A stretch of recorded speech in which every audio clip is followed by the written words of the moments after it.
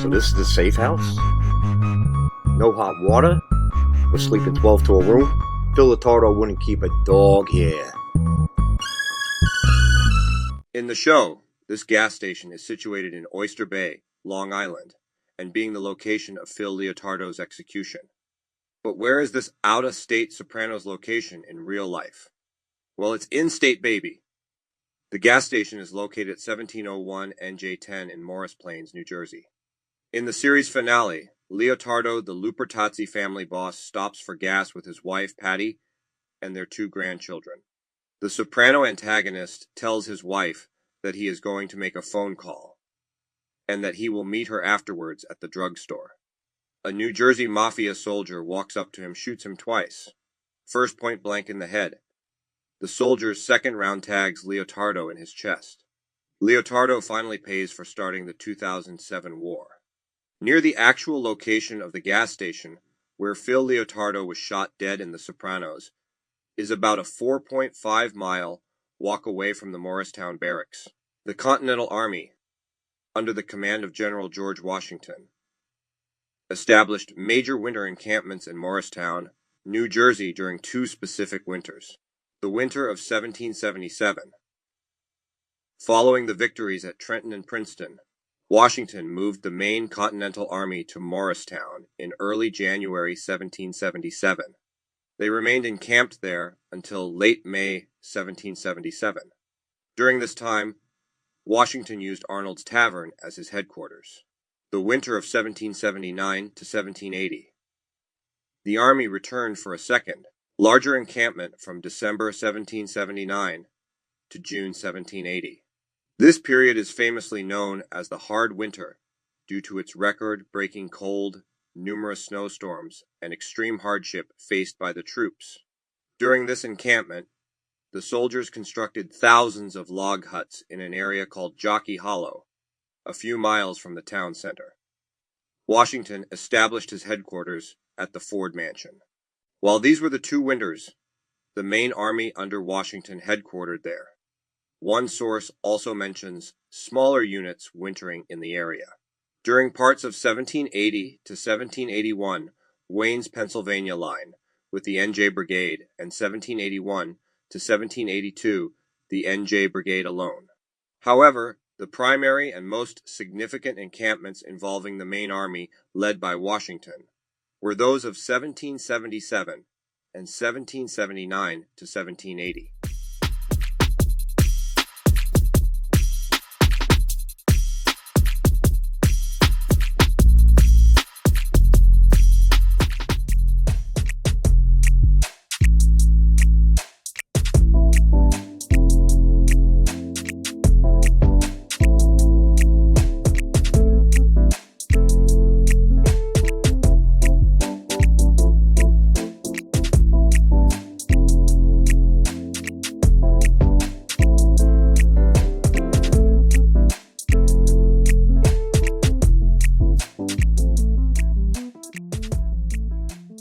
Bada bing, however, in the real world known as satin dolls.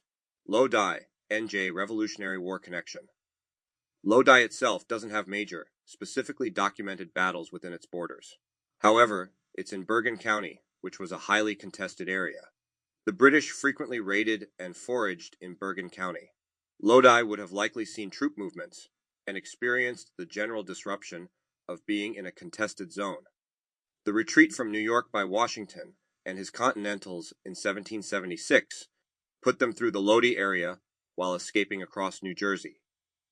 Next, let's get a little closer to Newark. Soprano site's gotta get near the bricks.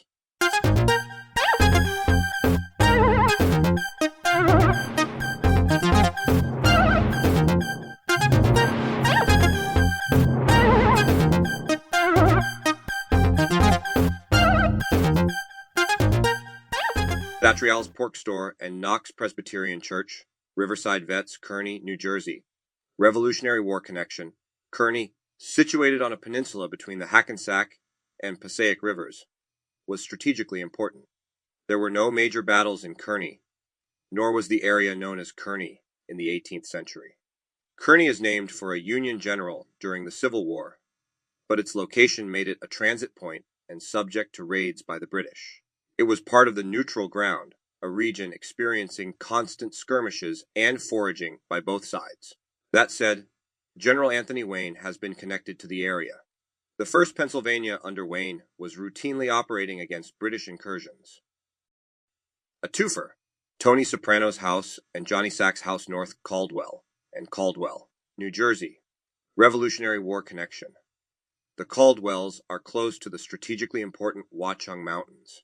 While not the site of a single famous battle, the area would have been used for observation posts and potentially encampments due to its elevation and proximity to British-held areas.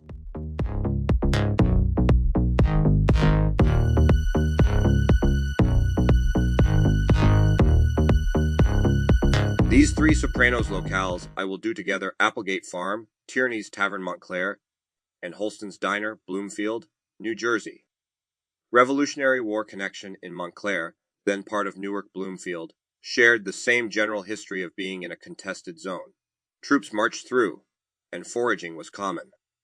The elevation provided some strategic viewpoints. It wasn't the scene of a named battle, but it was part of the broader area of conflict. Revolutionary War connection. Bloomfield, like its neighbors, was part of the contested area of Essex County. Troops moved through and foraged in the area. There were no large-scale battles centered in Bloomfield, but it was close to areas that saw action, like Newark and the Watchung Mountains. The mountains and the bay both were strategic positions. In between these locations, this gem happened. The Battle of Second River, in reality, a sharp fight, unexpected fight between Queen's Rangers and NJ Militia and NJ Continentals. This fight is a tough match with 2 accomplished officers leading either side. Captain John Graves Simcoe versus Colonel Elias Dayton. Dayton, a well-known figure from the Revolution around the Essex and Union County area, took on Captain Simcoe. Simcoe, some may have heard of from the AMC series Turn, or like myself really get into history and know him because he was a hell of a soldier. I did a couple videos about this event, so I won't delve too much more into it. Still, this area was camped by both sides during the struggle for New Jersey. And that's how this action came to be. The Watsessing Creek area in 1780 was an ideal place for the Essex militia to camp, whether for a night or to run operations to root out enemy raiders in northern Essex County. The spot was also an ideal place for a British raiding party to camp for a night as well, with multiple sources of fresh water, forest cover, close to, but isolated enough from the settlements at Second River to hide. That said, the battle being upon Loyalist camp at Watsessing is unlikely, as we do know from the sources that it was a British attack that was repulsed. Of course, a number of reasons, including blind chance, could have led to this being an unexpected action. Near the Second River, Watsessing Creek area in Essex County, New Jersey, 1780. The American forces, led by Colonel Elias Dayton, were able to repel the British attack and force them to retreat. The skirmish was part of a series of engagements in the area aimed at disrupting British supply lines and communication. The Queen's Guard had been operating behind enemy lines as a somewhat clandestine vanguard, gathering intelligence for an invasion of Nova Caesarea. Sir Henry Clinton intended this new campaign for when he returned from the Southern Theater. I'm pretty sure most people that clicked on this video know the Sopranos theme and opening credits very well. You see Tony going down the turnpike, and you see him cross Elizabeth, Linden, and Rawway. So I have a story about a captain, Lewis Robbins, a loyalist who was stationed on Staten Island during the war because his lands were confiscated in New Jersey after 1779. We highlight on the Faisal 2 channel the first Battle of Monmouth, which was the catalyst for all these happenings and which really built the bad blood between loyalists and patriots in New Jersey, created what amounts to a civil war as opposed to a revolution in a lot of ways. So taking the locations in the credits, like the Bayway Refinery, the Turnpike, the shots in Rawway, from the show Sopranos, what was happening during the Revolution? Well, here's one thing that was happening. Let's get into it. During the American Revolution, the contested landscape of New Jersey served as a crucible of conflict, particularly in areas bordering British-held territory. Among the Crown's adherents operating from exile on Staten Island was the notorious Loyalist partisan, Lewis Robbins, and his company, sometimes referred to derogatorily by patriots as Royal Horse Thieves. These Loyalists harbored deep grievances, particularly stemming from actions taken by Patriot authorities in Essex County. A significant catalyst for conflict occurred in 1779 when Essex County Sheriff Samuel Marsh, whose family were foundational settlers across the Elizabethtown tract, including areas of modern-day Linden, Rahway, Clark, Scotch Plains, Westfield, and parts of Middlesex County, enforced the confiscation of property belonging to known Loyalists. Marsh himself resided in what is now Westfield, making him a prominent symbol of Patriot authority and a target for Loyalist reprisal. In direct response to these confiscations, Lewis Robbins orchestrated a daring winter raid deep into Patriot territory. On the night of December 14th, 1780, Robbins led his Loyalist detachment on an expedition with the primary objective of capturing Sheriff Marsh and enacting retribution upon the Patriots, inhabiting the region historically referred to as Rahway or the Rahway, a term often encompassing Linden, Tremblay's Point, Clark, Colonia, and sometimes even Westfield in contemporary accounts. Drawing upon an account published in Rivington's Royal Gazette, number 570, a Loyalist newspaper based in British-occupied New York City, we can reconstruct the raid's progression. Robbins' party initially set out towards Westfield to seize Sheriff Marsh. However, impeded by treacherous winter road conditions, likely iced and difficult to traverse, and possibly receiving intelligence that Marsh was absent from his homestead, the Loyalists altered their course. Their path led them towards the Rahway Meadows area, near present-day Linden. Here, they descended upon the homestead of David Miller. Miller and several of his sons were taken captive, along with valuable horses. Notably, the elder Miller was reportedly spared imprisonment due to his advanced age and infirmities, a small act of leniency amidst the raid's harsh objectives. The proximity of Sheriff Marsh's kin, residing only a mile or so away, underscores the raid's audacity. Yet, hampered by the slow progress dictated by weather, Robbins's group turned eastward, heading towards Tremblay's Point. It is highly probable that the local Patriot alarm system, a crucial defense mechanism for communities living on the perilous front line across the Arthur Kill from thousands of British troops on Staten Island, was activated. Historical analysis suggests that settlements like Linden employed coded signals to relay the strength and direction of incursions. It is conceivable that Miller's daughter, or another member of the household, initiated this alert protocol once Robbins's men had departed. Continuing their depredations, the Loyalists reached the property of Peter Tremblay near Tremblay's Point. Tremblay was seized, and his home plundered for money and papers. Along the route, another local resident, Peter Horn, was also captured. The raiders' likely objective was the ferry service operated by the Tremblay family at the point, providing the swiftest route to secure their prisoners and spoils back on Staten Island. However, the Patriots' vigilance proved decisive. During the Revolution, the Essex militia maintained a constant state of readiness, rotating detachments, or sentries, who lodged together nightly at various homesteads, forming mobile patrol bases.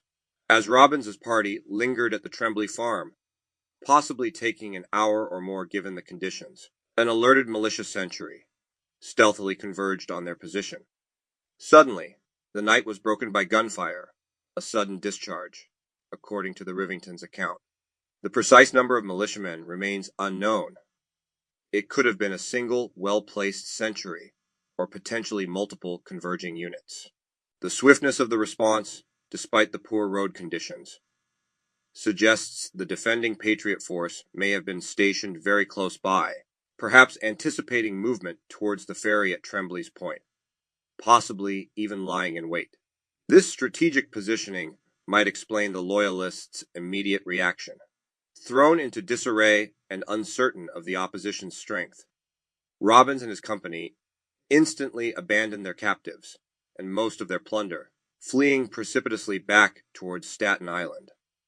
The engagement highlights the effectiveness of the local militia and their alarm network. Intriguingly, the lack of a prolonged firefight suggests the Patriots may have achieved tactical surprise, possibly indicating sophisticated signaling methods beyond simple warning shots. Speculation even allows for the possibility that the initial responders weren't a formal patrol, but armed family members, perhaps even the formidable Mary Marsh herself, though this remains conjecture. This dramatic incident on December 14th, 1780, serves as a vivid illustration of the localized, often brutal, nature of the Revolutionary War in northern New Jersey. It underscores the constant peril faced by residents of what is now Linden, living on the very edge of the conflict, and the determined resistance organized by the Essex County Patriots against Loyalist incursions. The legacy of these events persists, with landmarks like Trembley's Point retaining their historical name, echoing the struggles that shaped this community.